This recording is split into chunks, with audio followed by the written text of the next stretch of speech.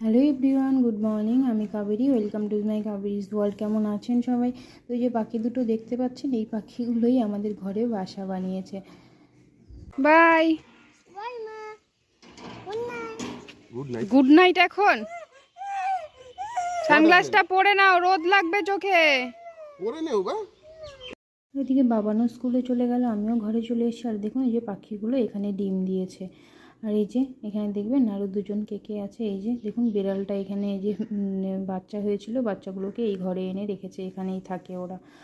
আর এদিকে দেখুন রাস্তায় পুরো মানে গেটের সামনেটা এত নোংরা হয়ে গেছে, ওই সামনেটায় সবাই নোংরা ফেলে। আর কালকে রাতে হাওয়া হয়েছিল বলে সব নোংরাগুলো উড়ে এসে গেটের সামনে এখানে জড়ো হয়েছে। তাই এগুলোকে সব ঝাড়ু দিয়ে মানে পুড়িয়ে দিলাম। নিয়ে স্নান ধান করে পুজো দিয়ে চলে এসেছি রান্না করতে। এখন ফার্স্টেই এখানে আগে চাটনি বসিয়ে দেবো। তো এখানে যে আম কেটে নিয়েছি, তো 5 ফোড়ন আর শুকনো লঙ্কা ফোড়ন দিয়ে আমটা দিয়ে দিলাম। এটাকে এখন ঢাকা দিয়ে নুন হলুদ দিয়ে দেবো, দিয়ে হালকা ঢাকা দিয়ে রান্না করে নেবো যাতে আমটাও সেদ্ধ হয়ে যায়। আর পাশে এখানে এই যে কুমড়ো আর করলা ভাজবো। তো আজকে যেহেতু নিরামিষ, তো এই চাটনি করবো, কুমড়ো করলা ভাজবো, আর আলু পটলের তরকারি করব, আর পনির করব, আর ঢেঁড়স আলু সর্ষে দিয়ে করব। যেহেতু বাবান আলু পটল খাবে না, সেজন্য পনিরটাও করতে হবে। আর ও তো মানে সর্ষে পোস্ত এগুলো ভালো খায়, তো ও পনির দিয়ে আর ওই দিয়ে খেয়ে নেবে। তো এখানে আমি এক এক করে সবজি কাটছি আর এক এক করে রান্না করছি, নাহলে সব সবজি একবারে কেটে রান্না করতে গেলে অনেকটাই দেরি হয়ে যাবে। ওদিকে করলাটাও ভাজা হয়ে গেছে, আর এদিকে এই যে এখন পটলটা ভাজতে বসিয়ে দেবো, দিয়ে বাকি সবজিগুলো কেটে নেব। এখানে এই যে পটলটাও ভাজতে দিয়ে দিলাম, আর এদিকে দেখুন আমটাও সেদ্ধ হয়ে গেছে। এখন এতে চিনি দিয়ে দেবো, চিনি দিয়ে আরও কিছুক্ষণ ফুটিয়ে নিয়ে তারপর নামিয়ে নেব। আর এদিকে দেখুন চাটনিটাও হয়ে গেছে, এখন এটা নামিয়ে নেব। আর পাশে পটলটাও ভাজা হয়ে গেছে, তো এটাকে এখন নামিয়ে নিয়ে বাকি মশলাটা কষিয়ে নেব। তো এখন এতে জিরে তেজপাতা ফোড়ন দিয়ে দিলাম, এবারে আলুটা দিয়ে দেবো। আলুটা একটু ভেজে নিয়ে তারপরে মশলা দিয়ে দেবো। তো এখানে যে আলুটা দিয়ে দিচ্ছি। আর তখন পাখিটার কথা বলতে বলতে আর বলা হলো না, যে পাখি দুটো সকালে দেখালাম যে গাছে বসে আছে। পাখি দুটো সারাক্ষণই ওইখানটায় বসে থাকে। আসলে ঘরে বাসা বানিয়েছে, ওইখানে ডিমও দিয়েছে একটা। একটু একটু সময়ের জন্য যদিও বা এদিকে ওইদিকে যায়, কিন্তু এই গাছটার মধ্যেই সারাক্ষণ দেখি বসেই থাকে ওরা দুইজন। আর এদিকে দেখুন কথা বলতে বলতে আমার প্রায় রান্নাটা হয়েও এসে, এদিকে ঢ্যাঁড়স আলু সর্ষেটাও বসিয়ে দিয়েছি, আর ওদিকে আলু পটলের তরকারিটাও প্রায় হয়ে এসছে। এটাকে আরও কিছুক্ষণ ফুটিয়ে নেব, নিয়ে তারপরে নামিয়ে দেব।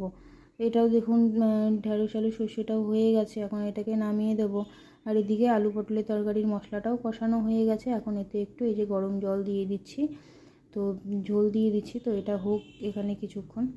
আর ওইদিকে দেখুন তরকারিটাও হয়ে গেছে, এটাকে নামিয়ে নেব। আর সাইডে যে এখানে ভাতও বসিয়ে দিয়েছি, ভাতটাও প্রায় হয়ে এসছে। আর এখন এখানে পনিরটাও করে নেব। এখানে যে তেল দিয়ে দিয়েছি, গরম হয়ে গেছে, এখন পনিরটাকে ফার্স্টে ভেজে নেব, তারপর সব রান্না করবো। আর আমি পনির সবসময় হালকাই ভাজি, বেশি কড়া করে ভাজি না, নাহলে একদম পুরো শক্ত হয়ে যায়, ভালো লাগে না খেতে। এখানে পনিরটাও ভাজা হয়ে গেছে, এখন এখানে এই যে জিরে তেজপাতা আর গোটা গরম মশলা ফোড়ন দিয়ে আলুটা দিয়ে দিলাম। আলুটা একটু ভাজা ভাজা হয়ে যাওয়ার পর মশলাও দিয়ে দিয়েছি। আর আমার পনিরের তরকারি আমার ভাই খেতে খুব ভালোবাসে।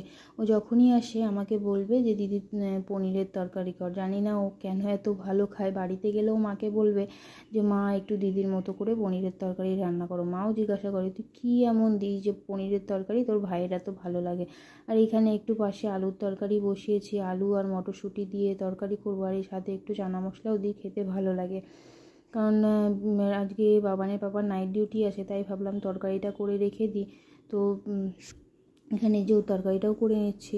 তো মশলাটা কষানো হয়ে গেছে, আর এখানে যে মটরশুঁটিটা দিয়ে দিলাম। মটরশুঁটিটাকে আমি আগে একটু মানে ভাপিয়ে নিয়েছি, যাতে একটা মানে যে একটা অন্যরকম একটা গন্ধ থাকে, স্মেল থাকে, সেটা চলে যায়। আর এখানে দেখুন এই যে কাকুটা এসছে, আমরা এই কাকুটার থেকে মুড়ি নিই। কাকুটা মুড়ি নিয়ে এসে, তো কাকুর থেকে মুড়ি নিয়ে নিলাম। আরও একটু কাকু খুরমা নিমকি এইসব রাখে, তো কাকুর থেকে ওই সবও নিয়ে নিলাম। কাকু প্রায় অনেক দিন পর পর আসে, যার জন্য একটু বেশি করেই মুড়ি নিয়ে রেখে দিই, নাহলে মুড়িটা শেষ হয়ে যায়। কাকুর কাছে ভালো মুড়ি পাওয়া যায়।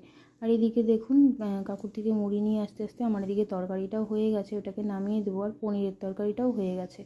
এদিকে সব রান্নাবান্নাই কমপ্লিট। এখানে এই যে পনিরের তরকারি, বাদ বাকি যা যা রান্না করেছি, এখানে যে আলু মটরশুঁটির তরকারি, তারপর বাদ বাকি সব ভাজা, চাটনি, আলু পটলের তরকারি সবই হয়ে গেছে। সবই তো আগে দেখানো হয়েছে। তো এই ছিল আজকে ছোট্ট একটা ব্লগ।